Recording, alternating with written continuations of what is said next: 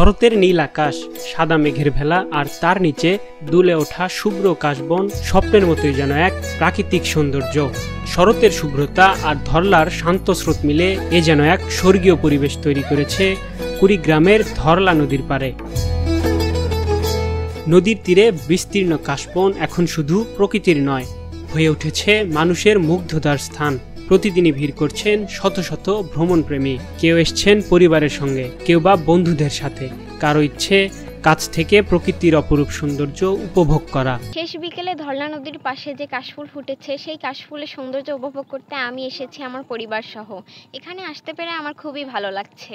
শরতের শুভেচ্ছা। ধরলা নদীর পাশে কাশবন, এই কাশবন দেখার জন্য আমি আমার পরিবারকে নিয়ে ঘুরতে আসছি, যেটা মনোমুগ্ধকর অনেক। আমার অনেক ভালো লাগতেছে।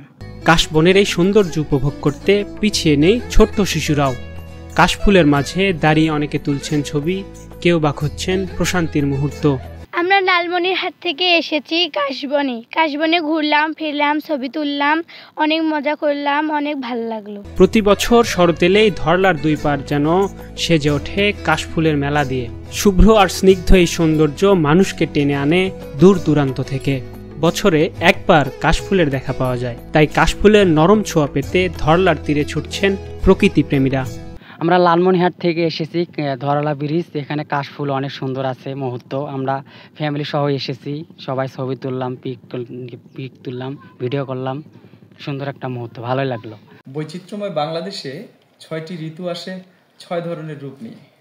ঠিক তেমনি শরৎ আসে কাশফুলের শুভ্রতা নিয়ে। কাশফুল যখন ফুটে সাদা রঙের ভেলা মনে হয় অনেকটা। আকাশে সাদা মেঘ ভাসে, আবার কাশবনে যে আমরা শুভ্রতা দেখি সেটি আমাদের হৃদয়কে ছুঁয়ে যায়। এবারে শরতে যদি কোথাও যেতে চান, ধরলার কাশবন হতে পারে আপনার কাঙ্ক্ষিত গন্তব্য। একবার ঘুরে আসতে পারেন আপনিও। আকাশ কুমার মহন্ত, এশিয়ান টেলিভিশন।